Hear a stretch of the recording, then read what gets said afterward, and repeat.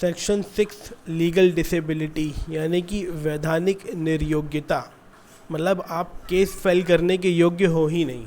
इसमें क्या बोलता है, जहाँ कोई पर्सन जो सूट इंस्टीट्यूट करने का इंटाइटल्ड है। देखिए यहाँ पे वर्ड क्या है, सूट। देखिए ये जो है ना पॉइंट आपको बहुत ध्यान में रखने लायक है। यहाँ एप्लीकेशन और अपील, यानी कि देखो धारा 5 में अपील और एप्लीकेशन बोल रहा था, लेकिन यहाँ पे सूट और एग्जीक्यूशन एप्लीकेशन बोलता है। ठीक है, तो सूट और एग्जीक्यूशन एप्लीकेशन फाइल करने के लिए अगर आप इंटाइटल्ड थे लेकिन आप निर्योग्य हो, डिसेबल हो, क्यों डिसेबल हो? क्योंकि आप या तो माइनर थे उस टाइम पे, या तो आप पागल हो गए थे, या तो इडियट थे। माइनर, इंसेन और इडियट थे। इडियट को बोलते हैं जड़ थे। तो आप सूट तब फाइल कर सकते हैं जब आपकी डिसेबिलिटी ख़त्म हो जाए, after the disability has ceased. ठीक है, डिसेबिलिटी सीज होने के बाद आप सूट फाइल कर सकते हो। सेकंड बोलते हैं जब आप पागल थे लेकिन आपके साथ 2 डिसेबिलिटी थी। कहाँ पे लिखा है देखिए बताता हूँ। Such person is affected by 2 such disability, यानी कि एक के बाद एक आपको डिसेबिलिटी थी। जैसे कि आप माइनर भी थे पहले, 18 से माइनस के भी थे, उसके बाद आप क्या हो गए थे, अनसाउंड माइंड के भी हो गए थे। तो ये दोनों डिसेबिलिटी थी। तो अब कानून बोलता है जब आपकी पहली डिसेबिलिटी ख़त्म होगी तब भी लिमिटेशन चालू नहीं होगा, और दूसरी डिसेबिलिटी थी तब भी लिमिटेशन चालू नहीं होगा। ठीक है ना।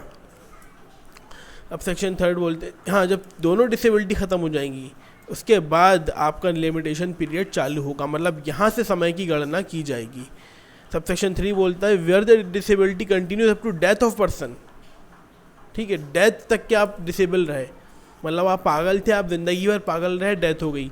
अब आपका जो बच्चा है, जो लीगल रिप्रेजेंटेटिव है, वो आपकी डेथ के बाद वो अगर 18 साल का हो जाता है तो वो केस फाइल कर सकता है आपके बिहाफ पे उतने पीरियड में जितना कि आपको मिलता है। ठीक है। 4 बोलता है कि अगर जो लीगल रिप्रेजेंटेटिव है, आपका बच्चा है, वो पहली बात तो माइनर हो गई, पहले तो वो माइनर रहता है। ठीक है, लेकिन बाद में अगर वो डिसेबल हो जाता है, वो इंसेन हो जाता है या फिर अनसाउंड माइंड हो जाता है, तो उसके ऊपर कौन से प्रोविज़न लागू होंगे? सबसेक्शन 1 के प्रोविज़न लागू होंगे और सबसेक्शन 2 के प्रोविजंस लागू होंगे, यानी कि उसको भी छूट दी जाएगी केस फाइल करने के लिए लिमिटेशन की। ठीक है। 5 बोलता है कि जहाँ पर where a person under disability dies after the disability ceases, मतलब कि डिसेबिलिटी ख़त्म होने के बाद वो मर गया।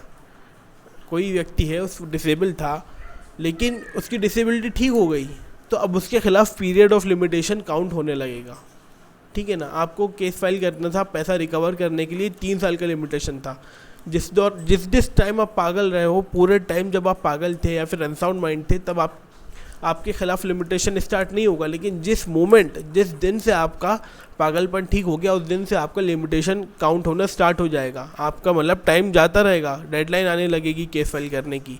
अब यहाँ पे क्या बता रहा है कि ऐसी कंडीशन में अगर डिसेबिलिटी ठीक होने के बाद आपकी डेथ हो जाती है, तो यहाँ बोल रहा है उसके legal representative, his legal representative institute the suit और make the application for execution within the same period, यानी कि सेम पीरियड मिलेगा उनको। जैसे कि आपको अगर 3 साल मिले थे और आप 3 साल का लिमिटेशन था, लेकिन आप 3 साल में 1 साल तक सही रहते हो।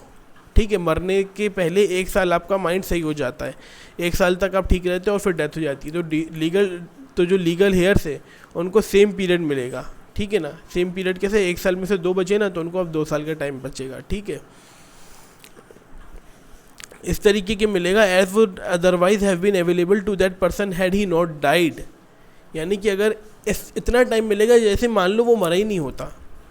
तो यहाँ पे देखो ऑब्वियस सी बात है ना, बताया मैंने आपको एक और बार। देखो 3 साल का लिमिटेशन पीरियड था, अब अब्बा सही हो गए। ठीक है, पागलपन ख़त्म हो गया, अब उनका लिमिटेशन स्टार्ट हो गया। 1 साल तक उनने कोई केस फाइल नहीं किया, 1 साल बाद उनकी डेथ हो गई।